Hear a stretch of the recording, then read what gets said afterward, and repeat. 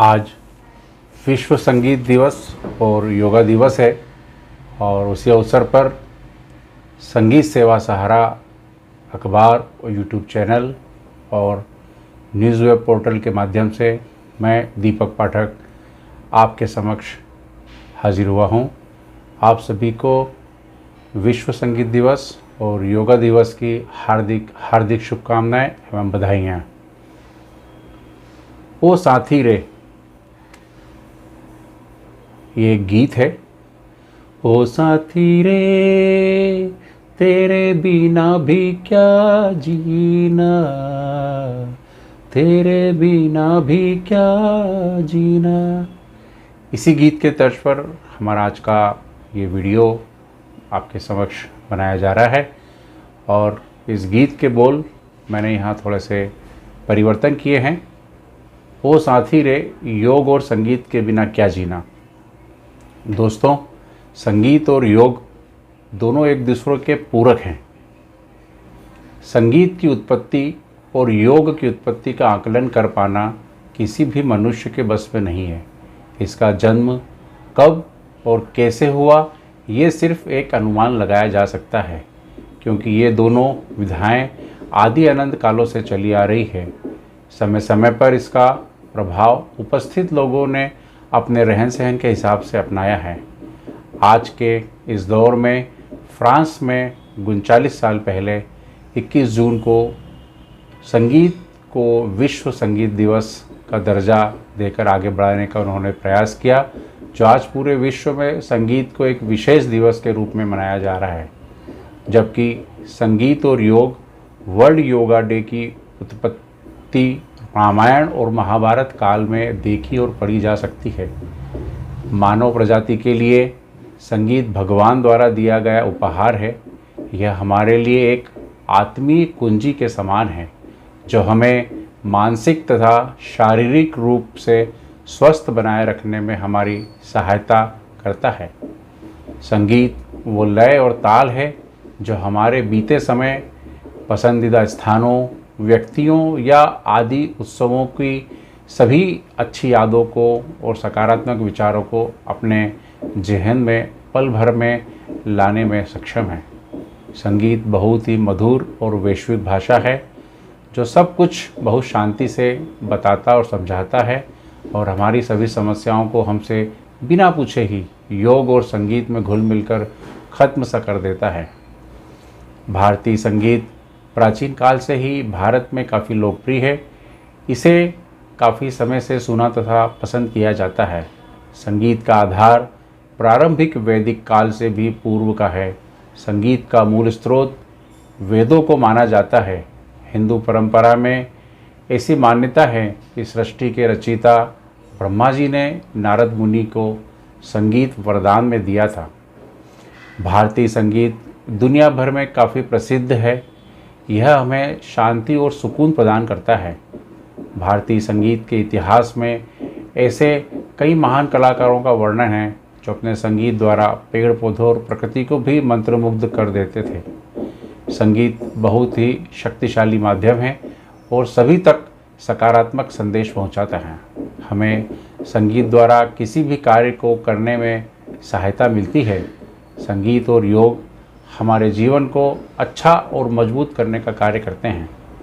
संगीत की भाषा प्रकृति को भी प्रोत्साहन तथा बढ़ावा देने का कार्य करती है, जो सभी नकारात्मक विचारों को हटाकर मनुष्य की एकाग्रता की शक्ति को बढ़ाने का कार्य करता है।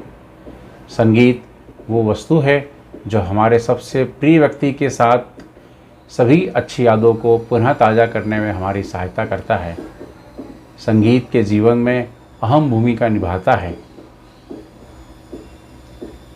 यह हमें खाली समय में व्यस्त भी रखता है और हमारे जीवन को शांतपूर्ण बनाता है।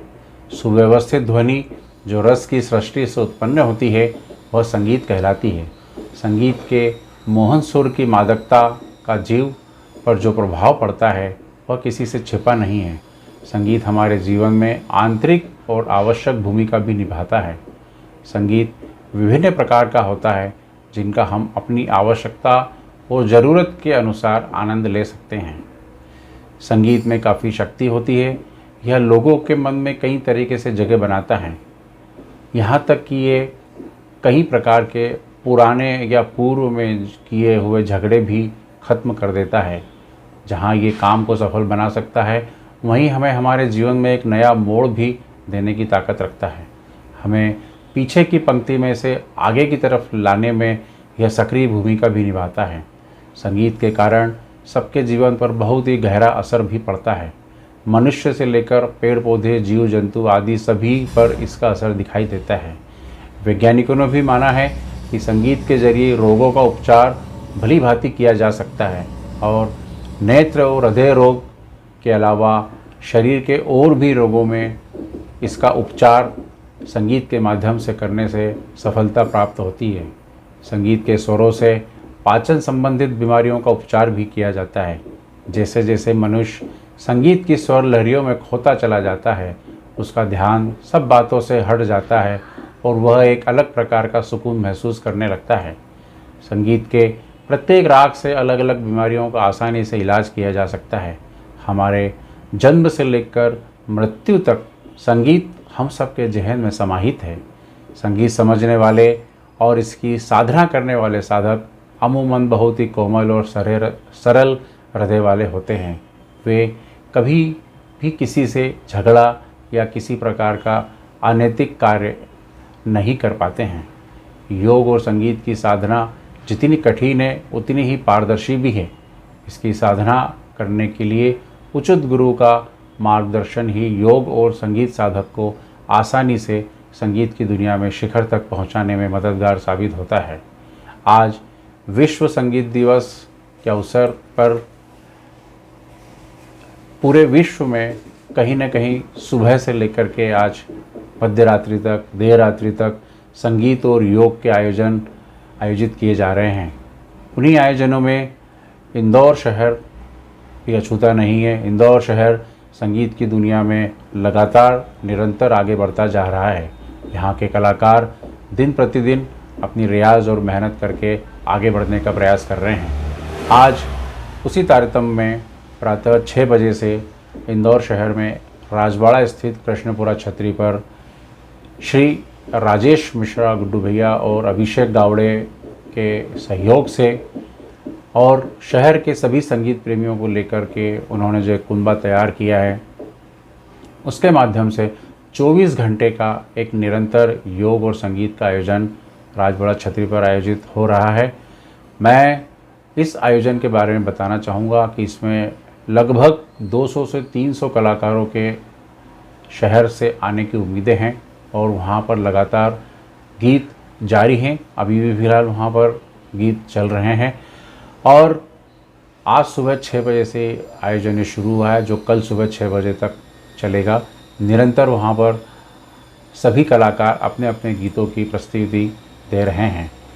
इस कार्यक्रम में हमारे इंदौर शहर का विश्व में गायन के क्षेत्र में 8 बार नाम कर चुका KKC मैत्री क्लब के कलाकार भी वहाँ पर उपस्थित हैं और वे भी अपने सुरों के माध्यम से आज विश्व संगीत दिवस पर अपनी प्रस्तुति दे रहे हैं।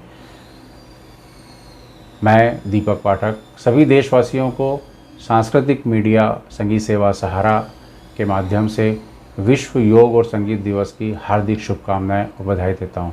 बहुत बहुत धन्यवाद।